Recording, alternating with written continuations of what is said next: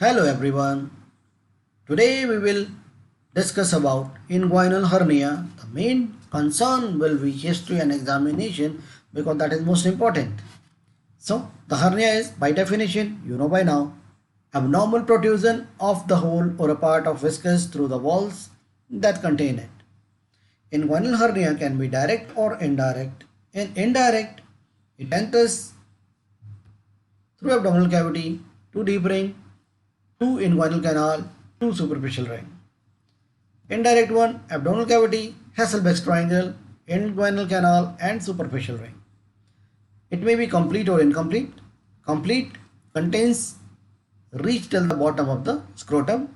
In incomplete, the contents do not reach till the bottom of the scrotum. I'll show you the diagrams.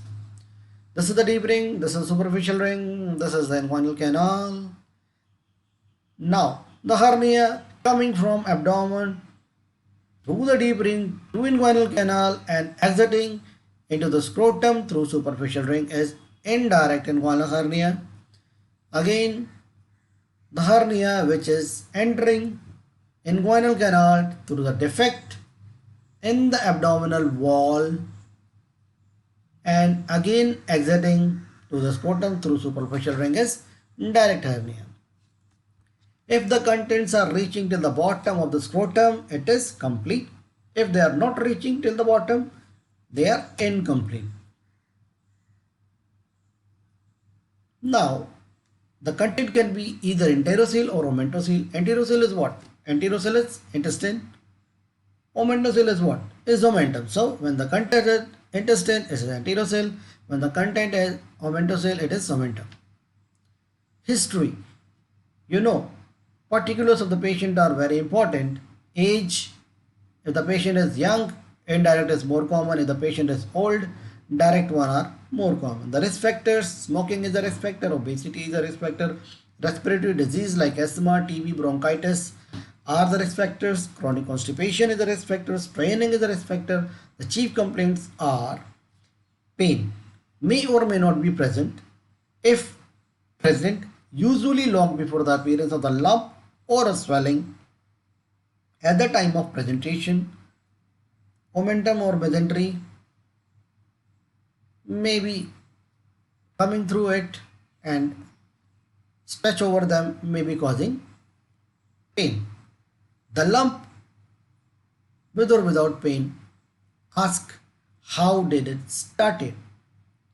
Cuffing and weight lifting increases the lump or not. Where it first appeared, above or below the groin crease. If it start in the groin and extend into the scrotum, it is inguinal, but some hernias start below the groin and gradually ascend upwards, that is femoral hernia. The size and extent of the swelling is important. Does it appear automatically? Does it disappear automatically on lying down? Signifies the spontaneous reducibility.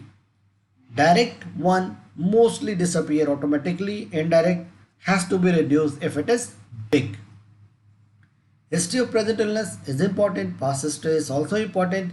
In this, you have to ask any history of surgery because a hernia can be a recurrent hernia or even after appendectomy, division of nerve which is iliohypogastric nerve may lead to weakness of abdominal muscle which are leading to direct hernia. Personal family treatment history is also important. Examination is the most important thing you should do. First examine the patient in standing position, then make the patient supine. Inspection, swelling, size and shape is to be examined. If it is pyriform, mostly indirect. If it is spherical, consider direct. Position and extent are important. Complete, incomplete, you know by now. Femoral is coming from down above. Visible peristalsis, skin over the swelling. Obviously, you have to see.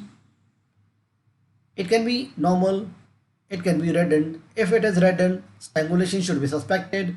Scar of previous surgery can be seen. Impulse on cuffing is very important finding. Presence of expansile cuff impulse is almost diagnostic of hernia, but more important to know is that absence of cuff does not exclude hernia. The palpation, position and extent are definitely confirmed. Swelling descending into the scrotum or labia majora is inguinal hernia. If confined to groin, differential diagnosis can be femoral hernia. Inguinal hernia is above above the inguinal ligament and medial to pubic tubercle, but the femoral hernia is below the inguinal ligament and lateral to the pubic tubercle. There is a test which is called getting above the swelling. How to do it? You have to hold the root of the scrotum between fingers and the thumb. If you are possible to get above the swelling, it is a scrotal swelling. If you are not possible, if you are not able to get above the swelling, it is inguinal scrotal. What is meant by getting above the swelling? Just assume there is a swelling which is in the scrotum and you are holding it between the thumb and the finger, and at a point you think that swelling is no more there and you are able to just hold content of the spermatic cord or contents of the cord in your finger and the thumb, then it is getting of the swelling. But if the swelling is going throughout the abdomen, you will not be able to approximate your finger and the thumb. So that is for inguinal scrotal swellings. Consistency. A dewy consistency is there for omentum, and intestine will have elastic consistency. There are two cardinal signs of uncomplicated hernia. You can be asked in examination, theory or practical or even MCQ. Impulse on cuffing and reducibility are the two cardinal signs. Deep ring occlusion test is also important test which you should do. Patient should be in supine position. Hernia should be reduced and thumb or index finger is placed at the deep ring and the patient is asked to cuff.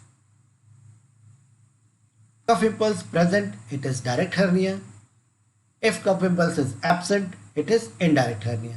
Zeeman test is done by 3 fingers, index fingers over the deep ring, middle finger over the superficial ring, ring finger over the femoral ring.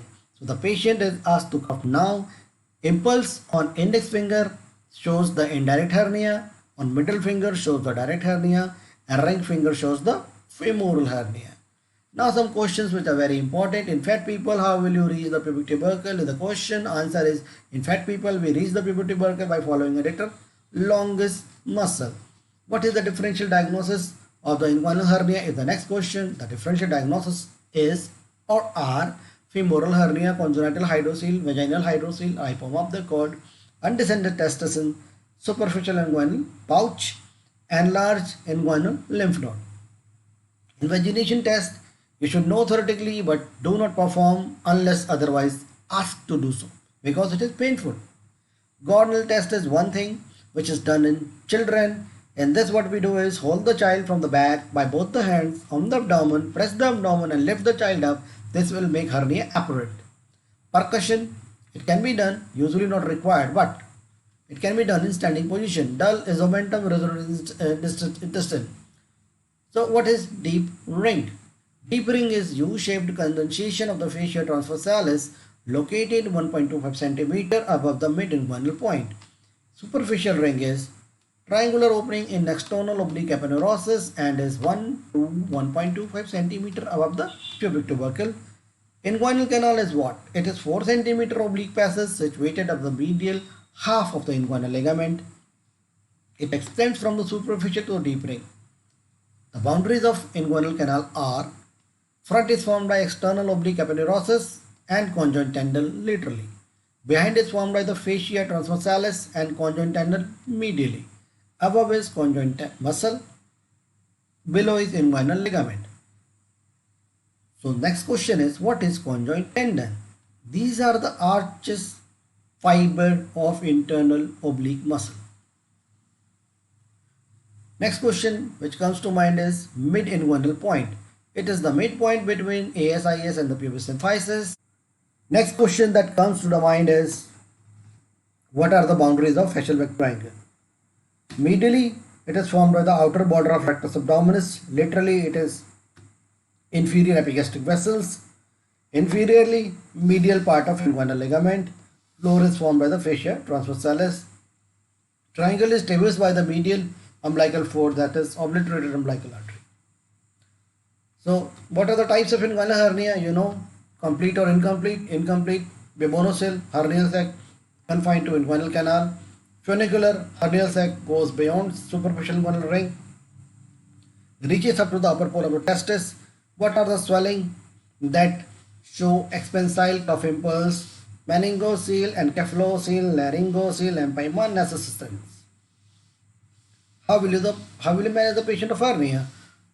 Always offer surgical repair after some basic investigation, but your recent Bayesian love says it can be managed conservatively, but I still consider you should go for a surgery. Yeah, you can ask the patient to consider surgery, but do not say, okay, go home and do nothing. What are the complications of hernia? The next question. Answer is it can become irreducible, it may become obstructed, it may become strangulated. So irreducible hernia is it cannot be reduced inside the abdomen due to adhesion of the hernial content, but blood supply is intact. So obstructed hernia is in addition to irreducibility, there is colicky pain first over the hernia, then in the abdomen. Hernia become tense and the tender if not relieved. Cardinal feature obstruction will be there, and these are pain, vomiting, distension abdomen, and constipation. Strangulated hernia is where there is ischemic necrosis of hernian content due to impaired blood supply. Hernia will be irreducible, cough impulse will not be there, it will be tense, tender, and maybe rebound tetanus. Thank you so much.